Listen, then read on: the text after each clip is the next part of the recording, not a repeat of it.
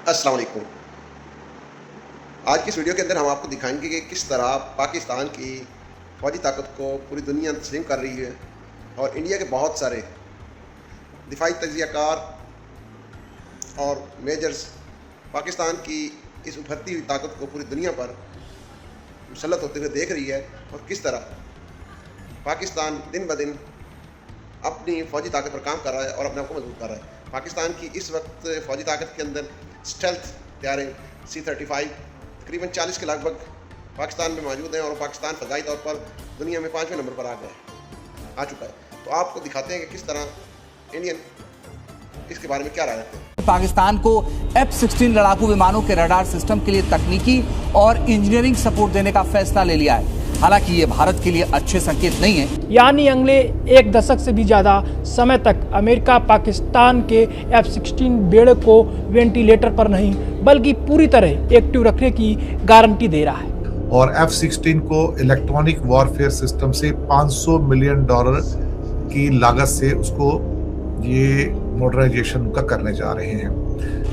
भारत की आपत्ति के बावजूद अमेरिका ने पाकिस्तान की मदद की। जी हाँ, पाकिस्तान को अमेरिका ने एक ऐसा इनाम दिया है जिसकी कल्पना मुनीर और शहबाज ने भी नहीं की थी। भारत ने हमेशा इस डील का विरोध किया है। भारत का तर्क सीधा है, आप पाकिस्तान को हथियार देते हैं और वो उन्हें हमारे खिलाफ इस्तेमाल करता है। लेकिन क्या ये डील गेम चेंजर है? सवाल है कि F-16 का रडार इतना खतरनाक क्यों माना जाता है? तो बता दें कि F-16 का रडार ही उसकी असली ताकत है। बहुत दूर से दुश्मन के विमान को पकड़ सकता है, एक साथ कई टारगेट ट्रैक कर सकता है। इलेक्ट्रो जैमिंग, जो कि दुश्मन के सिग्नल ब्लॉक करने की कोशिश है, उसको भी झेल सकता है। फिलहाल उनके पास JF-17 भी है, J-10 भी है और अगर ये इस साल उनका अगर JF-35AE जो चाइनीज स्टेल्थ फाइटर वो आ जाता है 5th जनरेशन का, तो उनको काफी बड़ी एक एडवांटेज वहाँ पर मिलने के आसार बच जाएंगे। अमेरिका पाकिस्तान की F-16 ताकत को कमजोर नहीं होने देना चाहता। अमेरिका अगले 10 साल तक पाकिस्तान F-16 बेड़े के अपग्रेड और रख रखाव की व्यवस्था करता रहेगा। इससे पहले भी पाकिस्तान को $686 मिलियन का अपग्रेड पैकेज मिल चुका है। तो चीन भले ही मुनीर और शहबाज से नाराज है, लेकिन ट्रंप की चापलूसी करके जो मुनीर और शहबाज ने चाहा वो दोनों को मिल गया। सऊदी ने पाकिस्तान के कटोरे में डॉलर डाले तो अमेरिका ने F-16 अपग्रेडेशन का इनाम दिया। मुनीर और शहबाज से उनके बॉस ट्रंप इतने खुश हुए कि पाकिस्तान को F-16 लड़ाकू विमानों के रडार सिस्टम के लिए तकनीकी और इंजीनियरिंग सपोर्ट देने का फैसला ले लिया है। हालांकि ये भारत के लिए अच्छे संकेत नहीं है। भारत का दोस्त होने का दावा करने वाले अमेरिका ने दिया धोखा। पाकिस्तान के F-16 लड़ाकू विमान के बेड़े को अपग्रेड करेगा अमेरिका। भारत की आपत्ति के बावजूद अमेरिका ने पाकिस्तान की मदद की। जी हाँ, आतंकी मुल्क पाकिस्तान को अमेरिका ने एक ऐसा इनाम दिया जिसकी कल्पना मुनीर और शहबाज ने भी नहीं की थी।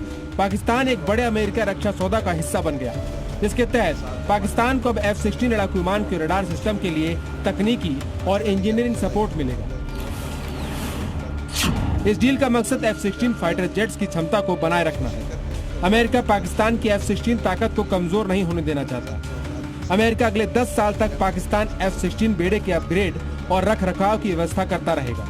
इससे पहले भी पाकिस्तान को $686 मिलियन का अपग्रेड पैकेज मिल चुका है। अब आपको F-16 फाइटर जेट्स के अपग्रेडेशन के मायने समझाते हैं। क्यों ये भारत के लिए अच्छे संकेत नहीं? दरअसल इससे पाकिस्तान के F-16 को बहुत दूर से भारतीय विमानों को ट्रैक करने की क्षमता मिलेगी। अब एक साथ कई टारगेट पर नजर रख सकेगा पाकिस्तान। भारतीय वायुसेना के पास दुश्मनों के रडार को अंधा करने वाले जैमर्स हैं, जिनका इस्तेमाल ऑपरेशन सिंदूर में किया गया था। लेकिन अब इन जैमर्स के खिलाफ F-16 के नए रडार की क्षमता बढ़ जाएगी। एक तरफ ईरान और अमेरिका के बीच तनाव चरम पर है और दूसरी तरफ पाकिस्तान इस आग को बुझाने के लिए मध्यस्थ यानी बिचौलिया बना हुआ है। लेकिन क्या पाकिस्तान ये सब सिर्फ शांति के लिए कर रहा है? शायद नहीं, क्योंकि इस दलाली का इनाम पाकिस्तान को मिल चुका है $488 मिलियन के एक नए अमेरिकी रक्षा सौदे के रूप में। आखिर क्या है ये F-16 रडार डील और क्या भारत को इससे डरने की जरूरत है? इसके बारे में हम आपको बताते हैं। हाल ही में अमेरिकी एयरफोर्स ने नॉर्थॉप ग्रुमेन के साथ $488 मिलियन का एक बड़ा कॉन्ट्रैक्ट किया है। इस सौदे का मकसद है F-16 लड़ाकू विमानों के रडार सिस्टम जैसे APG-66 और APG-68 को तकनीकी और इंजीनियरिंग सपोर्ट देना। खास बात यह है कि इस लिस्ट में पाकिस्तान का नाम भी शामिल है। ये प्रोजेक्ट साल 2036 तक चलेगा। यानी अगले एक दशक से भी ज़्यादा समय तक अमेरिका पाकिस्तान के F-16 बेड़े को वेंटिलेटर पर नहीं बल्कि पूरी तरह एक्टिव रखने की गारंटी दे रहा है।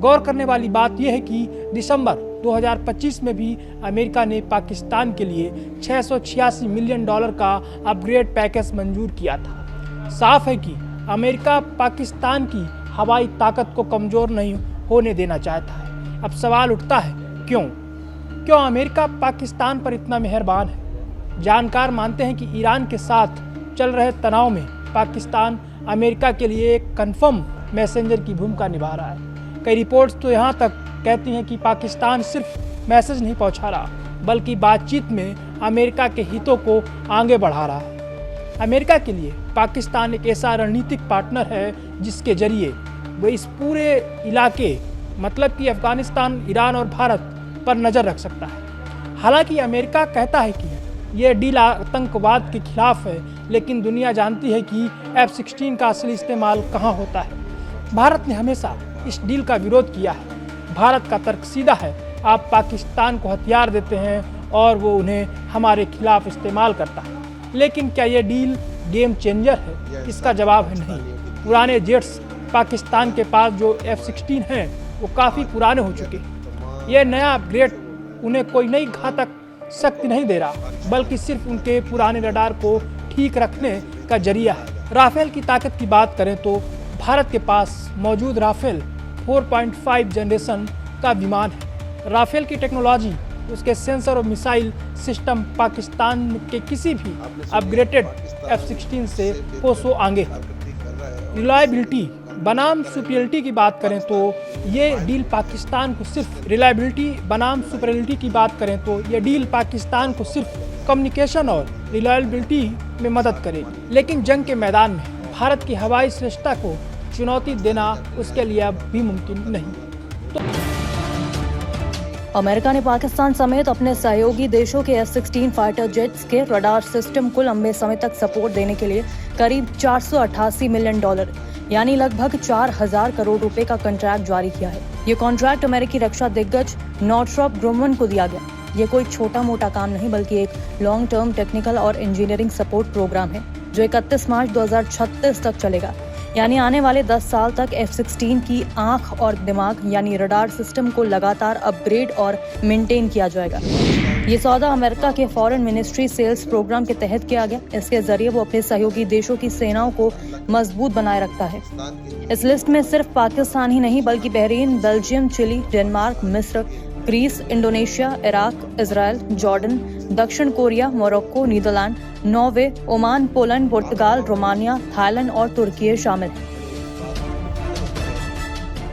लेकिन असली चर्चा इसलिए हो रही है क्योंकि पाकिस्तान भी इसमें शामिल है और उसका F-16 बेड़ा अब पहले से ज्यादा स्मार्ट होने जा रहा है। सवाल है कि F-16 का रडार इतना खतरनाक क्यों माना जाता है? तो बता दें कि F-16 का रडार ही उसकी असली ताकत है। बहुत दूर से दुश्मन के विमान को पकड़ सकता है, एक साथ कई टारगेट ट्रैक कर सकता है। इलेक्ट्रो जैमिंग जो कि दुश्मन के सिग्नल ब्लॉक करने की कोशिश है उसको भी झेल सकता है।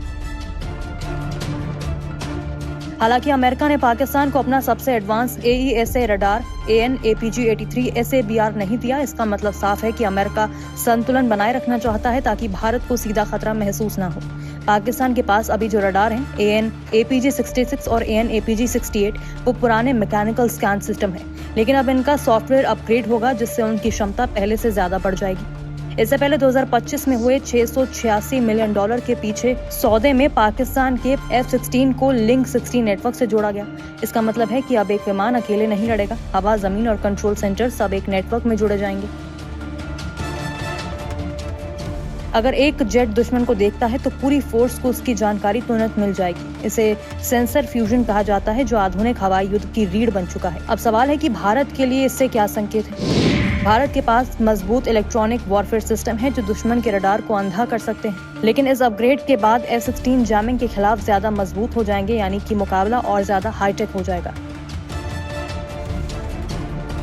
अमेरिका इस कदम को संतुलित सपोर्ट बताता है। F-16 की उम्र 2040 तक बढ़ाना, सहयोगी देशों के साथ तालमेल और आतंकवाद विरोधी ऑपरेशन को बेहतर कोऑर्डिनेट करना। कुल मिलाकर अमेरिका सीधे हथियार नहीं दे रहा, लेकिन दिमाग यानी कि रडार को मजबूत कर रहा है। पाकिस्तान को सीमित लेकिन अहम तकनीक की बढ़त मिल रही है और भारत और पाकिस्तान के बीच एयर पावर का मुकाबला अब और टेक्नोलॉजी ड्रिवन हो जाएगा। यानी साफ है कि ये सिर्फ एक कॉन्ट्रैक्ट नहीं बल्कि आने वाले सालों की हवाई रणनीति का बड़ा संकेत है। और F-16 को इलेक्ट्रॉनिक वॉरफेयर सिस्टम से $500 मिलियन की लागत से उसको ये मॉडर्नाइजेशन का करने जा रहे हैं। F-16 काफ़ी पुराने, ऑलमोस्ट 30 ईयर्स ओल्ड एयरक्राफ्ट हैं, बल्कि उससे भी ज़्यादा ही हैं। और कहा जा रहा है कि उनके रडार सिस्टम्स नए आएंगे, सॉफ्टवेयर नए आएंगे और उससे उनकी जो पावर है वो बढ़ जाएगी।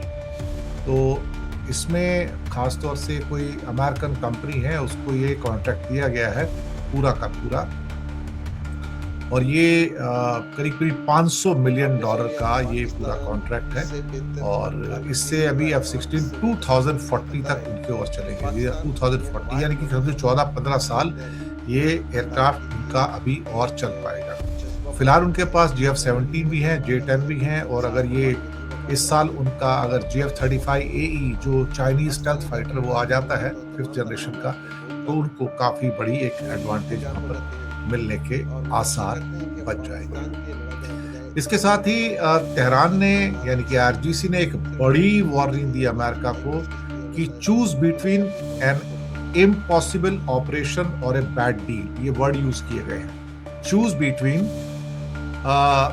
इम्पॉसिबल ऑपरेशन और ए बैड डील, क्योंकि जो भी प्रपोजल जा रहे हैं ट्रम्प उनको लगातार टेबल से उठाकर कचरे की टोकरी में फेंक रहा है, कचरे की टोकरी में फेंक रहा है। वो ईरान को पसंद नहीं आ रहा है और अब उनका कहना है कि भैया जो देना था मैंने दे दिया।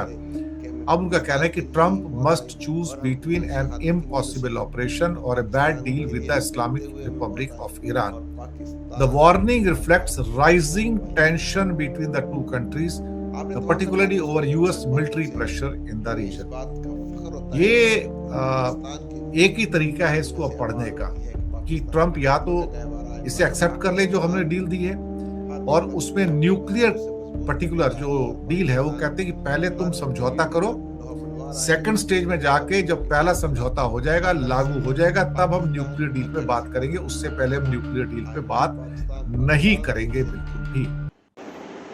आपने तमाम तर बातें सुनी और इन बातों से हमें इस बात का फ़ख्र होता है कि जब कोई पाकिस्तान के लिए दुनिया से आवाज़ उठती है कि पाकिस्तान एक अमन का गहवारा है, मगर पाकिस्तान हर वक्त अपने आप को मजबूत से मजबूत करता जा रहा है और पाकिस्तान हर फील्ड के अंदर अपना लोहा मनवा रहा है। और इंशाअल्लाह ताला हर लफ्ज़ से पहले पाकिस्तान, हर जगह से पहले पाकिस्तान। आई लव पाकिस्तान, पाकिस्तान जिंदाबाद।